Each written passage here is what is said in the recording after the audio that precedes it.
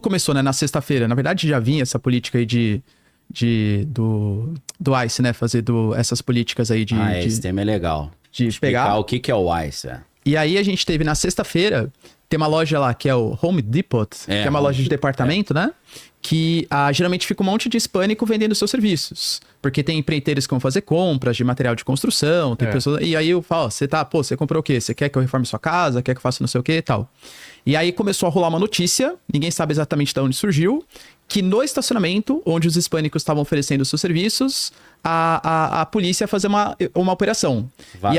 Vazou no né? Reddit a informação. Mas você viu que o serviço falou que é mentira, que eles não iriam fazer na sexta-feira. Sim. Então, teoricamente, foi uma notícia plantada para causar algum tipo de balbúrdia, algum tipo de confusão. Você vê que tem uma intenção que o caos se instaure, né? Exato. Olha essa imagem também. E aí começaram as manifestações, aí a polícia começou a reprimir, isso incentivou que ainda mais manifestações acontecessem. Aí o Gavin Newsom, governador da Califórnia, falou que não precisava ter atuação da Guarda Nacional. Tá tudo sob controle aqui. Na verdade, eu acho que foi a primeira vez desde 1945 que um presidente usa a Guarda Nacional sem o consenso dos governadores. Da última vez tinha sido no Arizona, por conta que eram manifestações que estavam ocorrendo contra as políticas segregacionistas dos Estados Unidos. E o governador do Arizona era bastante segregacionista. Então o presidente na época autorizou a Guarda Nacional. Mas porque a Guarda Nacional, teoricamente, ela é um instrumento do governo do estado. O financiamento, o treinamento, é tudo o governo federal. Mas quem tem que utilizar é o governo do estado. Ele pode ser a atuação federal em alguns casos, como por exemplo, o que ele alega, que a gente fez uma determinação, uma legislação federal e os governos estaduais e municipais não estão cumprindo. É que o caso da Califórnia e de Los Angeles é muito peculiar. Em 2018, o estado da Califórnia se definiu como um estado santuário. Ou seja, a gente não compactua com as ideias do governo federal de fazer essas políticas de deportação. Sim. Los Angeles teve agora em 2024 mesmo, né? Teve uma comissão que definiu também que a gente não vai compactuar, que a gente não vai apoiar essas políticas de deportação. Porque imagine, isso faz parte, a gente fala de 50% da população hispânica. Não sei exatamente o número percentual correto, mas grande parte desses hispânicos, eles são indocumentados.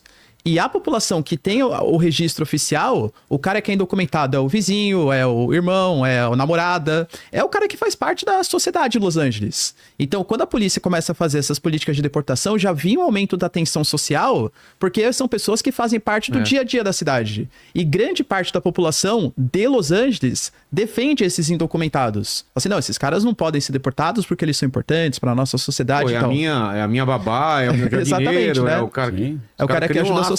Exato. Então, como política federal, faz sentido. É que em Los Angeles, é assim, se tinha algum lugar para dar errado, possivelmente essa política ia dar errado em Los Angeles, pela tensão social que já existia. Aí você pensa, acho que foi proposital, né? Não é possível. Exato. E na Flórida tem também uma taxa alta de imigrantes, só que lá são mais republicanos, né? É um estado mais republicano, é por isso que não dê confusão lá.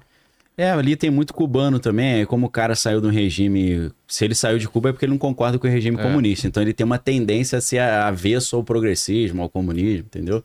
Então acho que é uma realidade diferente de imigração ali, porque na Califórnia é uma imigração mais mexicana, ali na Flórida tem muito cubano, venezuelano, é um pessoal mais meio anticomunista. Mas tem um detalhe que o professor falou, que é o ICE, né? Que é o instituto que está fazendo esse negócio. O ICE é a sigla do Immigration and Customs Enforcement, né?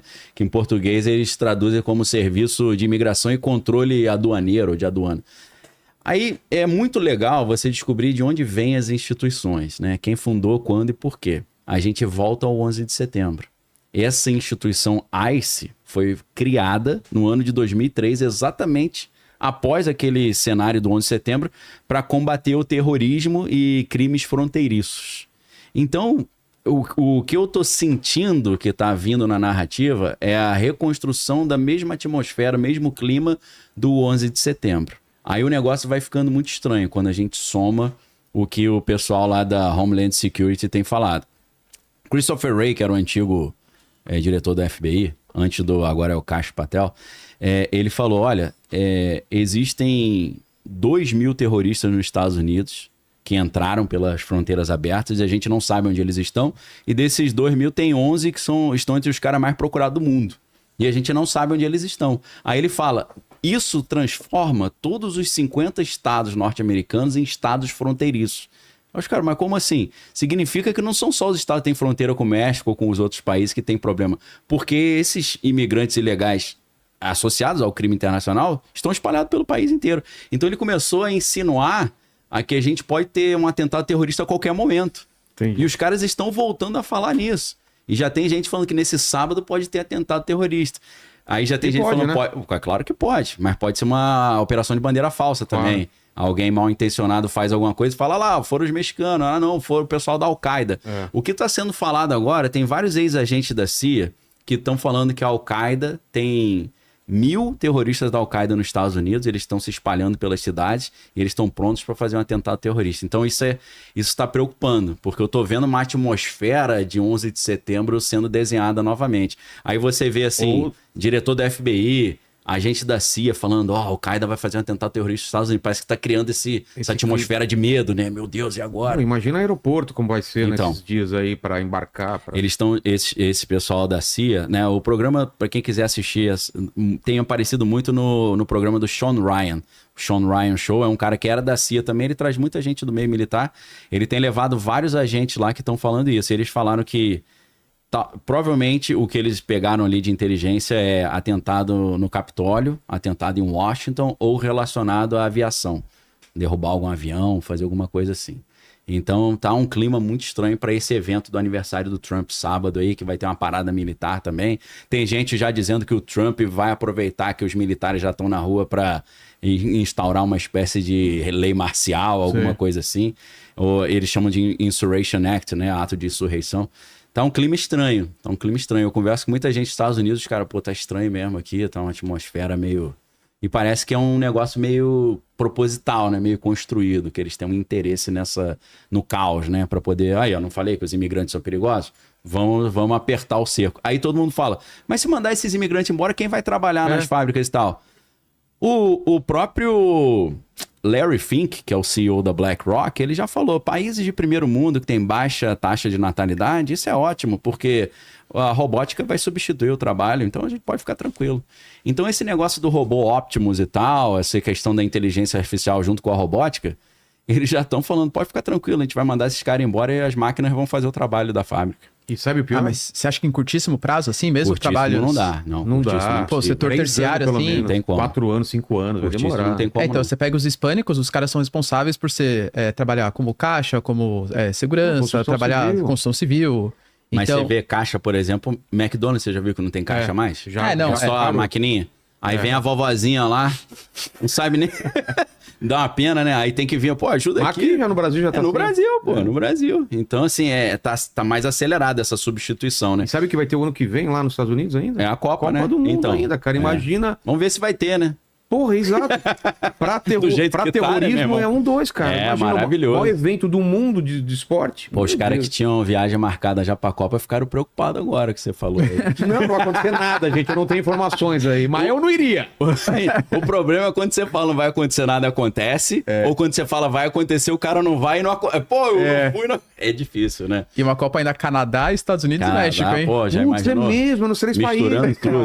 Caraca, meu irmão. Nossa. Agora, quem tá saindo... Tem tudo pra dar certo. Quem tá se dando bem nisso aí? Palantir Technologies. Por quê? Porque a Palantir Technologies que vai fazer o quê? Vai monitorar todos os imigrantes. Não, a gente tá só monitorando os imigrantes, procurando bandido. Daqui a pouco eles vão usar isso pra tirar de cena dissidente político. Quem critica o regime. Entendeu? Então, aquela pergunta anterior que você tinha feito, que é por que o Elon Musk decidiu entrar no governo Trump, eu acho que tem a ver com isso. E quando ele entrou, eu comecei a falar, pessoal, ele entrou no governo para 2 coisas, na minha opinião. Era uma especulação minha, mas que agora eu tenho prova. Inclusive, se puder botar o link 4 aí, que o link 4 é essa prova que eu falei aí, ó, não falei? O Elon Musk, quando ele comprou o X, ou o Twitter, a galera falou, ele comprou isso aí para poder fazer campanha pro Trump.